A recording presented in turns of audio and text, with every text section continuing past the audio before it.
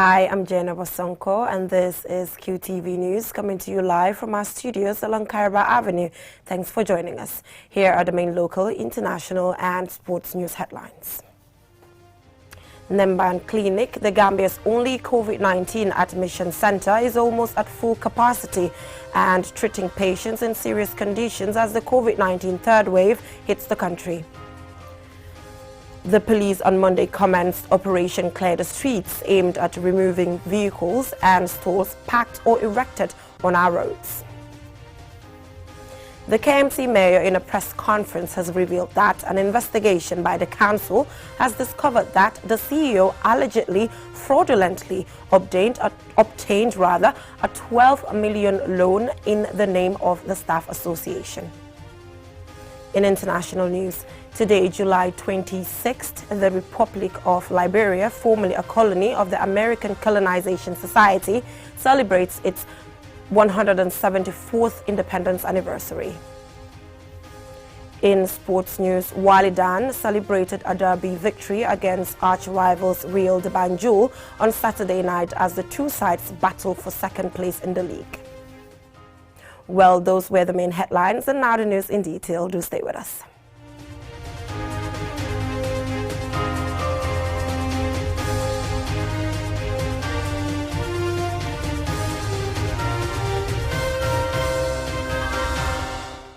Thank you for joining us. Now, Namban Hospital, the Gambia's only COVID-19 admission center, is almost full to capacity and treating patients in serious condition as the COVID-19 third wave hits the country.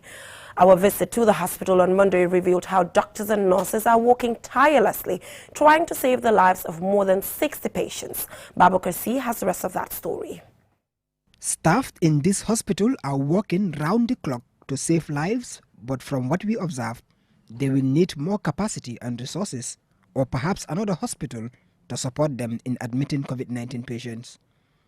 Case numbers are increasing rapidly, and according to doctors we found here, this might be due to the recently celebrated Tobaski.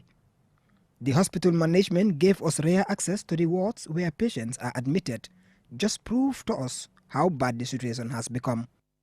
Believe it or not, this is the current situation with our COVID-19 patients in the country.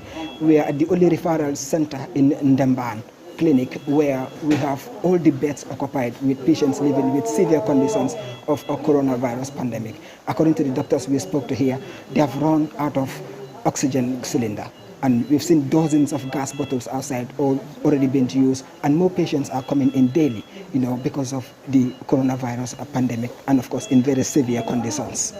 A lot of oxygen cylinders are empty, and some patients are using more than 2 cylinders at a time to support them to breathe properly.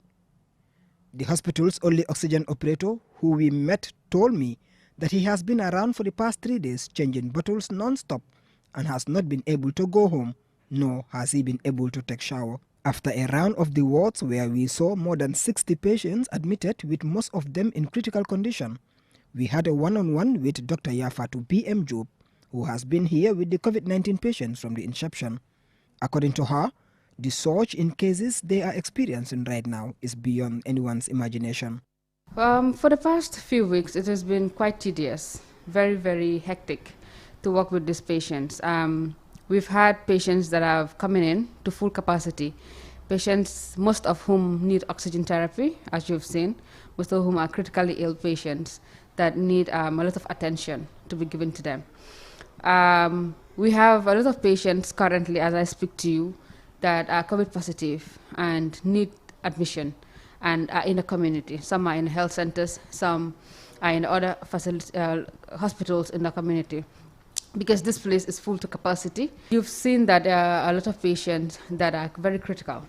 They are between life and death. And this is something that we foresee that in the next few weeks, we hope it will be worse, because we just came from the festive season. Tried our best in the past few weeks to save as much life as possible, but then the inevitable happens most of the time. We've lost a lot of patients in the past few weeks as well. Dr. Job has a message for the public on the rapid surge of cases in the country. We're here 24 hours, both nurses and doctors, working round the clock, making sure that everybody gets what they need. Some will tell you, I haven't seen anyone that has the virus, but the virus does exist. It's just like you have malaria. Like the only thing you do is the nurse or the lab personnel will tell you that you have malaria, but you don't actually see the malaria parasite. So the way you believe that you have malaria and malaria exists, that's how one should believe that COVID actually does exist. And we should take our precautions right. We should stay away from gatherings, wear our mask, wash our hands, make sure that we stay at home as much as necessary, and only go out when it is very, very necessary, like going to work. And when you're going out in the public, please be on mask. Dr. Yafatu Job have confirmed to us that the Namban Hospital used to admit patients with symptoms and asymptomatic patients. But as the number of cases continue to grow rapidly, they have no choice other than to release the asymptomatic patients and allow those in critical condition to be admitted. Babu Karsi, QTV News. Very unfortunate situation. They try to get vaccinated. Now, many of us complain about vehicles and other objects blocking our roads, causing traffic pileups. The police on Monday commenced the much anticipated and widely publicized Operation Clear the Roads, or Operation Clear the Streets, rather. The exercise is aimed at removing vehicles and stalls parked or erected on our roads. The operation, which began in the West Coast region, is expected to be implemented in all regions in the country. Meanwhile, police also urged members of the public to comply with officials during the operation. And Sumana Isonyasi has the rest of that. With the much talked about exercise now in progress, officials hope the inclusion of an undisclosed fine, among others, will help deter any offenders or would-be offenders from parking or erecting stalls and other structures that may encroach on the road. Congestion on roads or public places such as markets has become a part of the everyday life in the Gambia. And the police, in partnership with the National Roads Authority and other stakeholders, are determined to put to an end what they say has been one of the major causes of accidents, especially within the Greater Banjul area. Superintendent Lamin Jai, spokesperson of the Gambia Police Force, explains further. Most importantly, we want the general public to ensure that when we removed or when you are affected, you don't come back to this place, because if you do, there will be consequences, because we will prosecute people and there will be penalties attached to it. In fact, vehicles that we found wrongly parked or derelict vehicles will be removed and taken to another place. And if your vehicle have been affected, you will need to pay penalties or fines in order to be able to regain your vehicle. The owners of these vehicles and stalls are expected to pay fines and receive formal warning before the vehicles are returned to them. As is the case in all other regions, officers of the Brikama Area Council are with the operation team to issue notice to all shop, stall or vehicle owners in the West Coast region who have not been served at least 24 hours prior. One of the places where there is deemed to have been deep encroachment into the road, resulting in major traffic blocks in Brikama, is this garage at the main junction leading to Gunjur and other parts of the region. Bakari K. Mane, a senior official of the National Roads Authority, says pocket garages like this one are unlawful and must be removed. Brikama, the main problem for traffic flow is this intersection here. This is Gunjur intersection. Yeah, because you see we have only 2 lanes, and the 2 lane, this is no stopping. You cannot even stop rather than to park. So as you stop either alighting passengers or picking them, that's where you have this traffic build up unnecessarily. You know, then it goes up to the park there. Meanwhile, Nuha Jabi, president of the General Transport Union in West Coast region, urged drivers in the region to comply and support officers of the Operation Clear the Streets to help make our traffic tenable to both drivers and commuters. The message I have for them, they have to comply with the law, and they have to understand, as we the leaders of the union, we also understand that though it is not our intention to come and clear them here, but you know we have to understand how the situation is, because you all have to promote the free movement. So this is why, you know, they have cleared here, but we will sit as team, as I tell you, and to find another solution so that they can go and continue their businesses. Among those present at Monday's exercise are Omar Sise, president of the National Transport Union, Lamin Kinkoli, Commissioner of Police for Mobile Traffic, and senior officers of the NRA and Brikama Area Council. Meanwhile, some of the people we spoke to off-camera have welcomed the initiative. However, they expressed concern regarding the sustainability of this exercise. Some were skeptical, saying this was a PR exercise and that the chaos will return after a few months. Answane Sonyasi for KTV News. Great initiative. We hope it will be sustainable. Now, following media reports of a major corruption scandal at the Kanifing Municipal Council, the KMC mayor in a press conference has revealed that an investigation by the council has discovered an alleged financial transactions fraud involving its CEO, who allegedly obtained a $12 million loan in the name of the Staff Association. QTV's Momodou Choi has more on this report. In a hall filled with members of the council and the press, the KMC mayor, Ahmed Taliban Suda, appears with updates on current issues featuring allegations against some of the highest officials of the council. The mayor states that an investigation by the KMC has uncovered that the council's CEO, Senabu Martin Sonko, has been involved in a fraudulent multi-million dollars financial transaction. Sometime in June of this year, my office intercepted financial transactions initiated and entered into by Mrs. Sonko. Following investigations with the related banks and parties, it was discovered that Mrs. Sonko entered into illegal transactions without lawful authority to the tune of $12 million. These illegal transactions were completed with the co-signature of the Director of Finance, Dr. Aliu Keta. It was discovered that Mrs. Sonko acquired a bank loan in the name of the Staff Welfare Association on behalf of 37 staff without their knowledge or consent. She used these funds to acquire a property which we believe to have been grossly overvalued, and she forged council documentation and approvals to obtain a guarantee purportedly from KMC to secure the loan. A response to this alleged fraud has led to the KMC's decision to freeze and recover approximately $7.6 million from bank accounts. Believing and describing the alleged fraud as very serious, the mayor says this investigation and intervention has prevented the council and the public from incurring a serious financial loss. The actions of Mrs. Sonko are very serious, and we believe they are criminal in nature, ranging from fraud, tax evasion, and theft. Mrs. Sonko was confronted in a directors' meeting of 12 July 2021, wherein she confessed to her actions and apologized to the management team of KMC. Although she has since recanted her position, we have proceeded to complete the investigations and table the matter before the council. In a general meeting, councillors have come up with resolutions requesting the Local Government Service Commission to summarily dismiss the council's CEO and Director of Finance from service and agreed to report the matter to the Police Fraud Squad for further investigation. We have also resolved to place Mrs. Sonko and the Director of Finance on indefinite leave pending the results of the investigation and the decision of the Local Government Service Commission. The actions of Mrs. Sonko are quite disappointing. Countless employees of council have expressed great disappointment in these actions. In a separate matter, the mayor has also announced the resignation of his deputy, Musa Ba, which according to him was on personal grounds, including the death of his mother, and that Ba will continue serving his ward as a councillor. The former deputy mayor is also reportedly involved in a bribery scandal with a company. I asked the mayor about this allegation. Now, as far as that allegation as well is concerned, as far as I know, my office knows, there has been no payments to that company in question except one, which was authenticated. So as far as the other allegations are concerned, we are yet to verify. Upon the resignation of the deputy mayor, the general meeting of councillors of the KMC have elected its first ever female deputy mayor, Binta Jane Jallo, who is also the councillor for Bakau New Town Ward.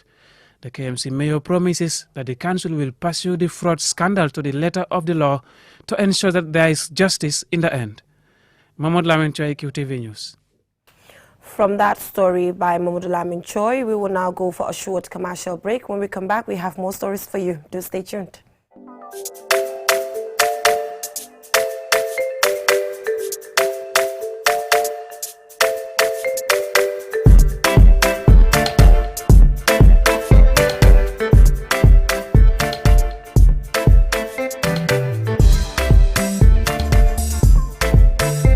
such exceptional prices, impossible to miss the Butty Days. Butty Days is the unmissable appointment of Butty Mart. From the 17th to the 31st of July, take advantage of exceptional discounts up to 50% off on several product family. The best quality, price ratio for the best construction is at Butty Mart. So don't wait anymore. Let's hit the road for the Butty Days.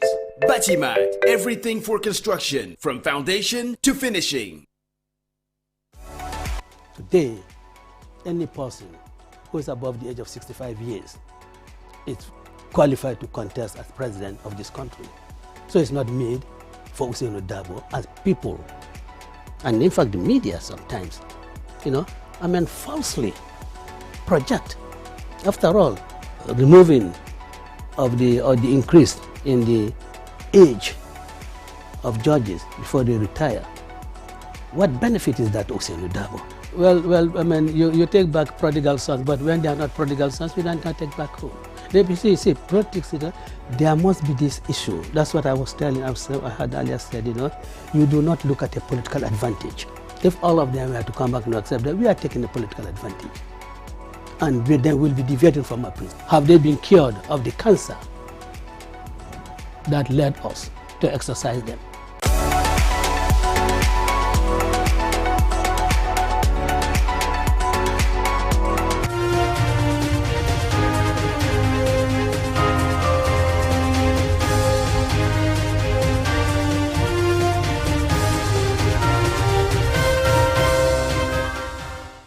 Welcome back from that short commercial break. If you're just tuning in, this is QTV News and I am Jennifer Sonko. Now, Muslim Hands, an international aid agency and NGO, on Tuesday distributed meat to differently abled persons and the needy in the Gambia to ease the financial burden on the vulnerable during Tobaski. Babukar Sise has the rest of that. Tobaski is a time when Muslims come together and celebrate. Animals are sacrificed to commemorate the event. Meat is in abundance on this day. However, not all families are privileged to afford a ram. Due to the pandemic, many families, especially vulnerable ones, are struggling to make ends meet. At Brikama Jamisa, 5 cows were presented to 35 differently abled persons and their families. Muslim Hands country manager Usman Jammeh explains. Muslim Hands Gambia has been doing Kurbani for the past 2 decades. It's more than 20 years now. And this year we are rendering support to 4 communities, namely Jiborakuta, Jambur, the differently able in Brikama, and the needy in Kotu. As a result, 21 bulls are slaughtered and shared among 147 needy Muslims in these 4 sites. This is to ensure that some of our Muslim community members also enjoy meat during the Tobaski festive period like any other Muslim who has the wherewithal to sacrifice a ram. I am thankful to our United Kingdom and Canadian donors for rendering this support and Muslim Hands International for facilitating the implementation. Yankuba Haidara, the welfare officer for Muslim Hands, believes differently able people deserve better. Working with differently abled persons is our responsibility because they are part of the society, and this kind of gesture makes them proud to belong. They should be privileged to have everything we have. We are hopeful that this will continue and we will do a lot for them. Abubakar Toure, on behalf of the differently abled persons, prayed for the donors for making this Eid a memorable one for them. Since we established this association, this is the first time we have received help from them. The disabled people, including the deaf, the blind, and the wheelchair users, have united. We are praying that Allah will bless Muslim Hands. We are appealing to them to continue helping us. Tobaski should be enjoyed with family. We didn't enjoy the Eid before, but thanks to Allah, we are enjoying today. The Imam of the area prayed to Allah to bless Muslim Hands for the humanitarian services to the poor and needy and prayed for peace to prevail in the world. Muslim Hands is an international aid agency and NGO founded in 1993 in Nottingham, UK. The agency operates in over 50 countries around the world, responding to emergencies as well as establishing projects such as schools, healthcare clinics, masjids, water boreholes, and orphanages, amongst others. The aid agency also provides vocational training for young adults, supports specialized learning for deaf children, trains widows in tailoring, and provides farmers with livestock. Babakar Sise, QTV News. Great. Up next, we have international news.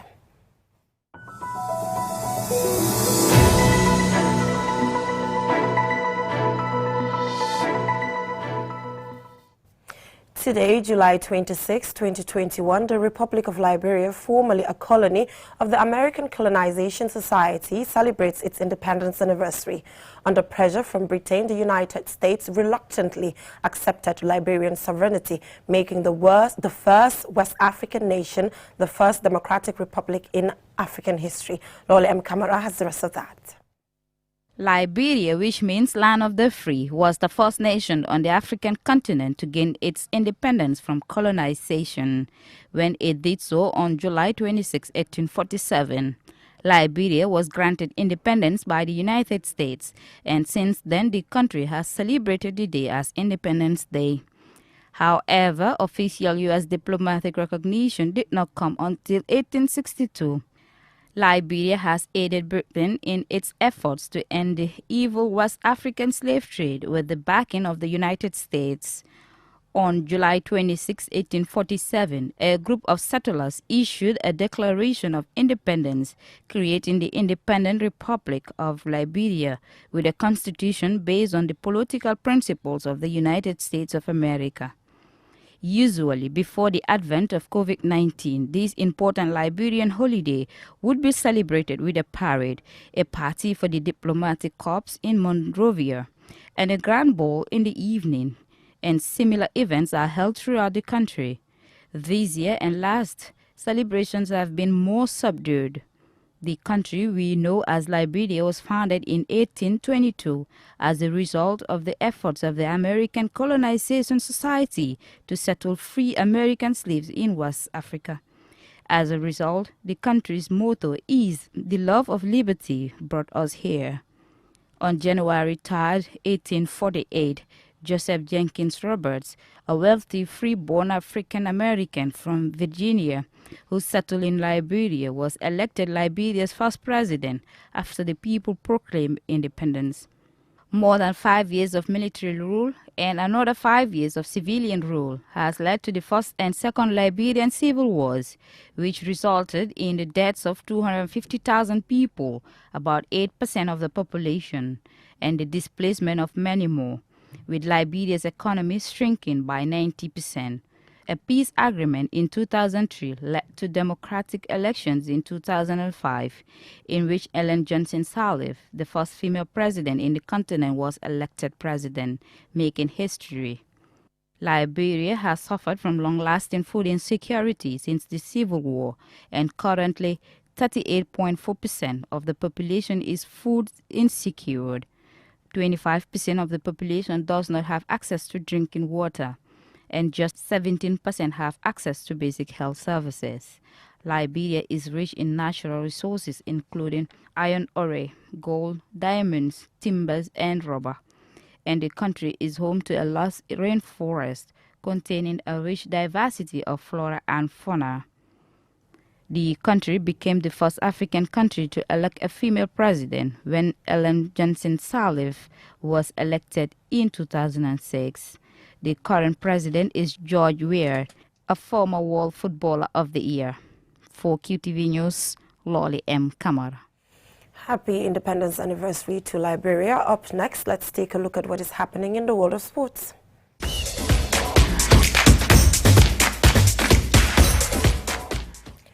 Walidan celebrated a derby victory against arch-rivals Real de Banjul on Saturday night as the two sides battle for second place in the league. Our reporter Mamudu Gajaga watched the final, and this is his report. The Blue Boys came from a goal down to win 2-1 in a match that had scoring chances aplenty. Real de Banjul took the lead through Mustafa Jallo's low shot in the 39th minute, ensuring they went into the break with a narrow lead. Walidan's Ablai Mane levelled on the 62nd minute with a tap-in after Real de Banjul's defence failed to clear. Just few moments later, Mane added a second with a beautiful volley, giving goalkeeper Ibrahim Ajaju no chance. Both sides went to missed flurry of chances to increase the scoreline. Real de Banjul will be hurt more as they were inches away from grabbing an equaliser, but were wasteful in attack.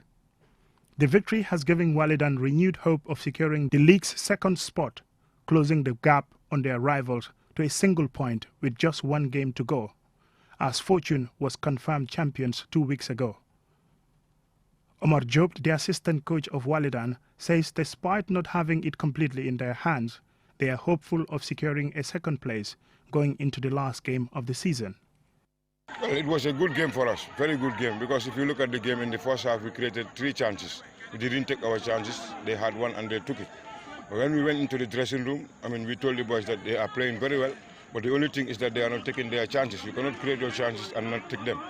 So in the second half, we told them that we cannot go away without winning this game, because it's been 10 years since we last won Real de Banjul. And this was the motivation from day one into training. We told the boys it has been a decade, 10 years since we last won Real de Banjul. And today is a big day for Walidan, because we are marking the 1-year celebration for Biri and Alhaji Obi Konate. So this is what we use to motivate the players, tell them that we cannot afford to lose this match. And they are in front of us with 4 points and we need the second position. So we need to beat them and take the game into the last round and see what is going to happen in the last game. It's possible for us, we need to just win our game. It's not in our hands though, but it is possible. It's football, Anything can happen in their game against Banjul United, or I don't know, it's Banjul United, their last game. We're playing BK Milan. We also have a very tough game because BK Milan, they are fighting for relegation. So both teams have very tough games. So it's just a matter of working hard for the game, trying to pick up the 3 points and see what happens in the end. On the last day of the season, Walidan faced BK Milan, who are fighting for survival, while Real de Banjul play Banjul United. Talinding United are already relegated after their 0-0 draw with Banjul United in Saturday's early game. Mamudu Gajaga, QTV News. Winning after 10 years is big. Now that is all we have for you in this edition of QTV News. Don't forget to join us at 10 for another bulletin. Thanks for watching.